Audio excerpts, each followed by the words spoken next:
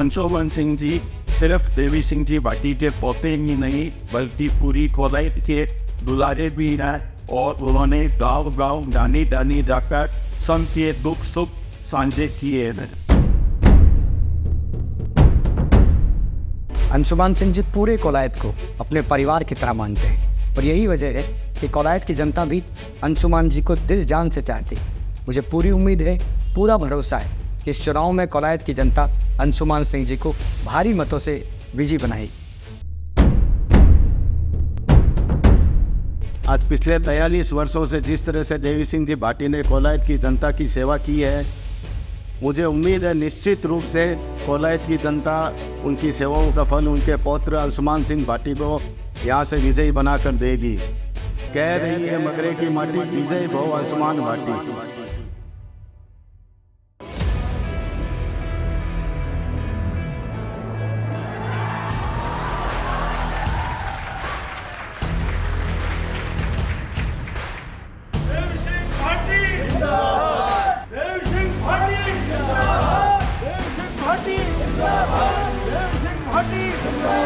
देवी सिंह भाटी जिंदाबाद, देवी सिंह भाटी जिंदाबाद, देवी सिंह भाटी जिंदाबाद, देवी सिंह भाटी जिंदाबाद,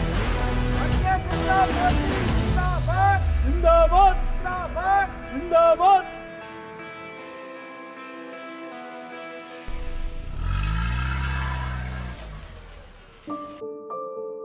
बीकानेर से करीब 50 किलोमीटर दूर एक तहसील कोलायत, जिसकी पहचान सांख्य दर्शन प्रणेता श्री कपिल मुनि की तपोभूमि के तौर पर रही है।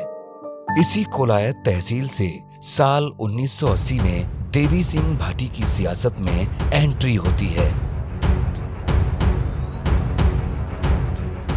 जमीन से जुड़े निडर भाटी तल्ख अंदाज में जनहित के लिए आवाज उठाने लगते हैं तो जनता उनके साथ जुड़ने लगती है और मगरे के इस शेर को अपना सिरमौर बना लेती है।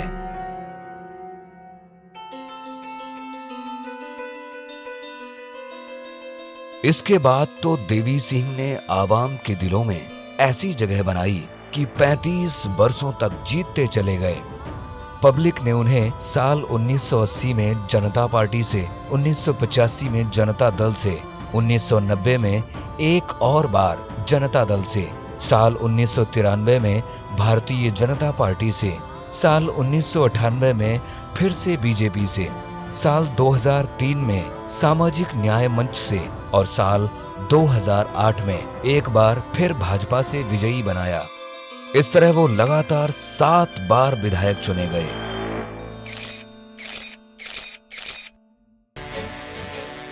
देवी सिंह भाटी ने अपने कार्यकाल में कोलायत क्षेत्र में नहर और सिंचाई सुविधाओं के विस्तार, बीकानेर से फलोदी रेल लाइन के विस्तार, सैकड़ों किसानों को खातेदारी का अधिकार, बीकानेर से बज्जू तक सड़कों के विस्तार सरीखे जरूरी कामों को अंजाम दिया तो जनता खुशी से झूम उठी। फिलहाल भाटी का सियासी कद इतना बड़ा हो चुका है कि कोलायत की सीमाओं में नहीं बंध रहा। राजस्थान के कोने कोने तक उन्हें चाहने वालों की लंबी फौज फैल चुकी है। भाटी सियासत के शिखर हो रहे हैं, लेकिन कोलायत को लेकर उनकी चाह है कि इसकी नई तस्वीर तैयार हो और ये काम एक युवा से बेहतर कौन कर सकता है। इसलिए वे चाहते हैं कि जनता ने जितना उन्हें प्यार दिया उतना ही आशीर्वाद पोते अंशुमान को भी दे। आप अंशुमान सिंह को तो आशीर्वाद दोगे ही, क्योंकि आपने मुझे बहुत बड़ा आशीर्वाद दिया हुआ है। आज 40 साल से मैं आपके बीच में हूँ। हिम्मत हौसला मेरा इतना आपने बढ़ाया कि कभी उम्र मुझे महसूस नहीं होती। वायदा करता हूँ मैं आपके बीच से कभी नहीं जाऊंगा और कभी आपको पीठ नहीं दिखाऊंगा। है कौन विघ्न ऐसा जग में, टिक सके वीर नर के मग में, खम ठोक ठेलता है जब नर, पर्वत के जाते पांव उखड़, मानव जब जोर लगाता है पत्थर पानी बन जाता है। अंशुमान सिंह को सियासत की तालीम अपने परिवार से मिली है। उनमें अपने दादा देवी सिंह भाटी जैसा तेवर, पिता महेंद्र सिंह जैसा साहस और मां पूनम कंवर जैसा धैर्य समाया हुआ है।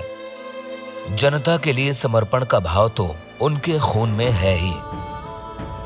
यही वजह है कि कोलायत की जनता उन पर देवी सिंह सा दुलार, महेंद्र सिंह सा साथ और मां पूनम सा स्नेह बरसा रही है।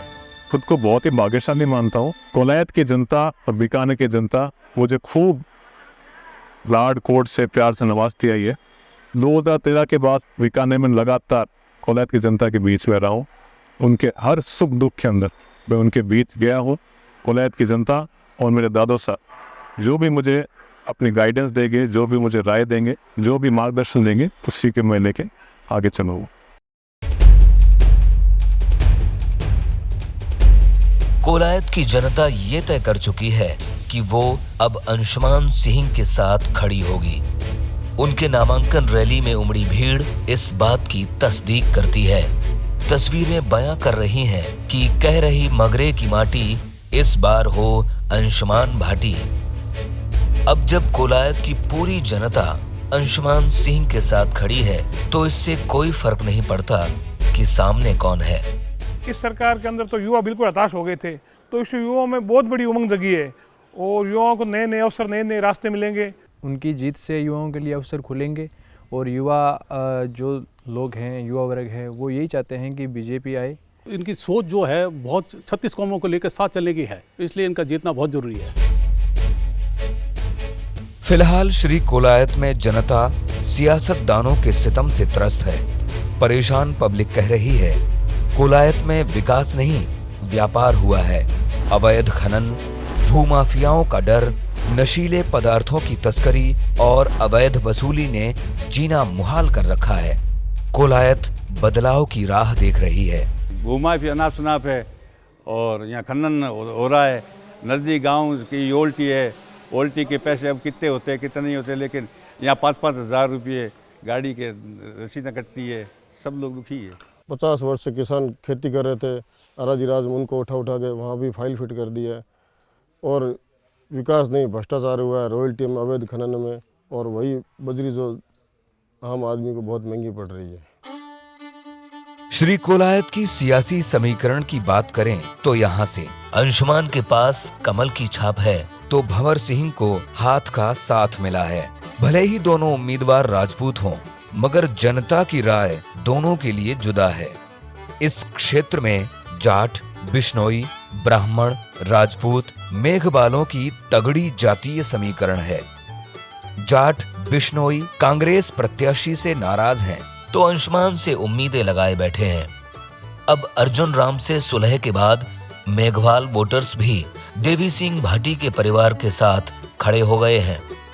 देवी सिंह के प्रयासों से सवर्णों को मिले 10% आरक्षण के चलते ब्राह्मण राजपूत तो अंशुमान के साथ हैं ही।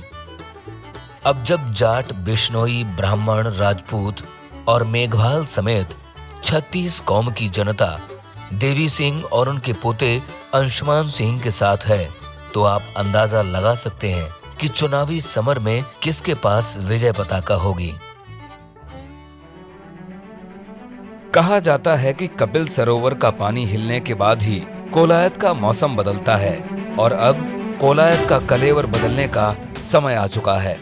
इस बार बदलाव की ऐसी बयार बहे कि सियासत के सितमगारों के सर्दी में भी पसीने छूट जाएं। ऐसी हुंकार उठे कि पूरा राजस्थान गूंज उठे। अंशुमान भाटी की ऐसी फतेह हो कि जनता झूम उठे।